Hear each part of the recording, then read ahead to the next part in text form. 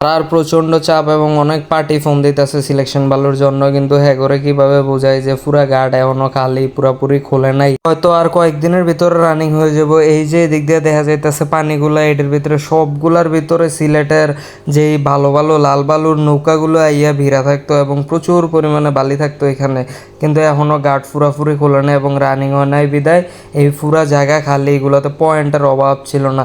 গার্ডে আইয়া আমি সর্বোচ্চ গেলে 2টা বা 3টা পয়েন্টে মাল পাইছি, 2-3টা পয়েন্টের থেকে এই মালটাই সবচেয়ে বেশি ভালো লাগছে।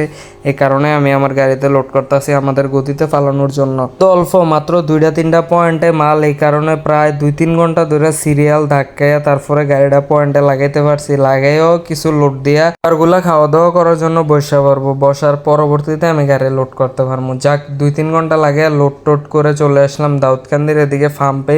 এখান থেকে প্রায় 20 লিটারের মতো তেল নিতেছি, কারণ গাড়ি যে বন্ধ করছিলাম তেল ছিল না। গাড়িটারি সুন্দর করে ধুইয়া একদম তেল শূন্য টাঙ্কি খালি করে অফ করে রাখছিলাম, কারণ পাম্পের রিক্স থাকে অনেক সময় তেল খুললে নিয়ে যাওয়ার। তেল নিয়ে চলে আসলাম আমাদের ইলেটগঞ্জ, এদিক দিয়ে মুরাদনগর রাস্তা দিয়ে ঢুকার সময় একটা এই যে আমার হাতে ছাতিটার একটু কোনাটার ভিতরে লাগছিল আমার গাড়ির পিছনের রেলিংটা লাগার পরবর্তীতে ছাতিটা অল্প একটু ছিঁড়ছে, যেটার কারণে আমার প্রায় 1500 টাকার মতো জরিমানাও দেওয়া লাগছে এবং বহুত কথা ধাক্কি বা ঝামেলা করে ওই জায়গার থেকে আসা লাগছে। এই হচ্ছে অবস্থা।